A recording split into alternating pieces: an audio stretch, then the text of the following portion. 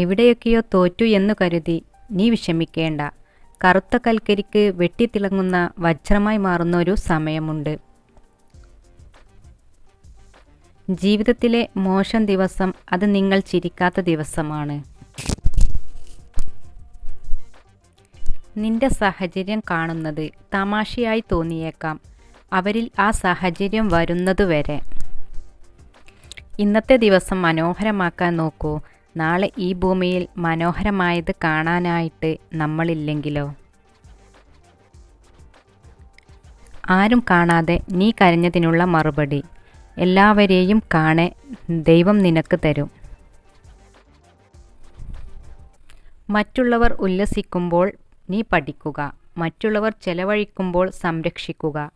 മറ്റുള്ളവർ ഉറങ്ങുമ്പോൾ ജോലി ചെയ്യുക. മറ്റുള്ളവർ സ്വപ്നം കാണുന്നത് പോലെ ജീവിക്കുക. ബഹുമതികൾ സ്വന്തമാക്കുന്നതിൽ അല്ല, ബഹുമാനം നേടുന്നതിലാണ് മനുഷ്യൻ്റെ അന്തസ്സ് എന്ന് പറയുന്നത്. നമ്മോട് സ്നേഹം അഭിനയിച്ചവർ മാത്രമാണ് നിസ്സാര കാര്യങ്ങൾക്ക് പോലും നമ്മളിൽ നിന്നും അകന്നു പോകുന്നത്.